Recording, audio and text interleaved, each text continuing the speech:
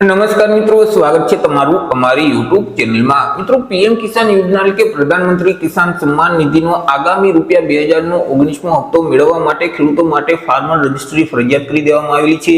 તો આ farmer registry અંગે એક મહત્વની અપડેટ વિશે આજના વિડિયોમાં ચર્ચા કરીશું, પરંતુ તે પહેલા વિડિયો ગમે તો લાઈક અને શેર કરી દેજો। ચેનલમાં નવા હોય તો ચેનલને સબસ્ક્રાઇબ કરી દેજો। તો ચાલો મિત્રો વિડિયોની શરૂઆત કરીએ।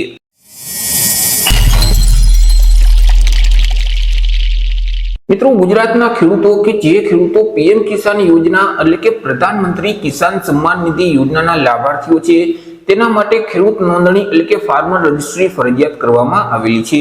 સૌથી પહેલા તો ખેડૂતોએ આ જે નોંધણી છે તે 25/11/2024 સુધીમાં કરી દેવાની હતી, પરંતુ પોર્ટલ બંધ હોવાના કારણે ખેડૂતો નોંધણી નહોતા કરી શકતા, જેથી કરી પેલો આ તારીખમાં વધારો કરવામાં આવેલો હતો અને 30/11/2024 સુધીમાં ખેડૂતોએ નોંધણી કરાવવાની હતી। પરંતુ ત્યારબાદ પણ આ જે ફાર્મર રજિસ્ટ્રીનું પોર્ટલ છે તે પોર્ટલ અપડેટ હોવાના કારણે ખેડૂતો છે તે નોંધણી નહોતા કરી શકતા, જેથી કરી બીજો તારીખમાં વધારો કરવામાં આવેલો હતો અને 15 ડિસેમ્બર 2024 સુધીમાં ખેડૂતોને જણાવવામાં આવેલ હતું કે પીએમ કિસાન યોજનાના લાભાર્થીઓએ 15 ડિસેમ્બર 2024 સુધીમાં પોતાની નોંધણી છે તે કરાવવાની રહેશે। પરંતુ ત્યારબાદ જે પીએમ કિસાન યોજનાના લાભાર્થીઓ છે તે લાભાર્થીઓ માટે ફરીથી આ તારીખમાં વધારો કરવામાં આવેલો છે, ફરીથી તારીખ છે તે લંબાવેલ છે।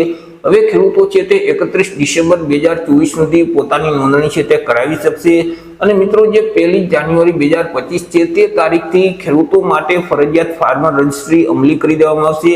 એટલે કે પીએમ કિસાન યોજનાનો જે આગામી 19મો હપ્તો છે તે હપ્તાની રકમ મેળવવા માટે જે ખેડૂતોએ હજી સુધી પોતાની નોંધણી નથી કરાવેલ તે ખેડૂતોએ 31 ડિસેમ્બર 2024 સુધીમાં ફરજિયાત પોતાની નોંધણી કરાવવાની રહેશે।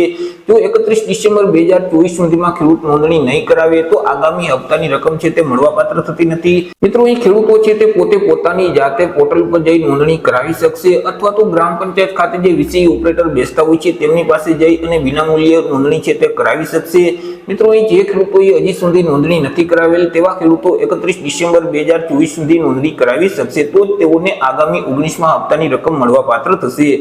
તો આશા રાખું છું વિડીયો પસંદ પડ્યો હશે। વિડીયો પસંદ પડ્યો હોય તો લાઈક અને શેર કરી દેજો। ચેનલમાં નવા હોય તો ચેનલને સબસ્ક્રાઇબ કરી દેજો।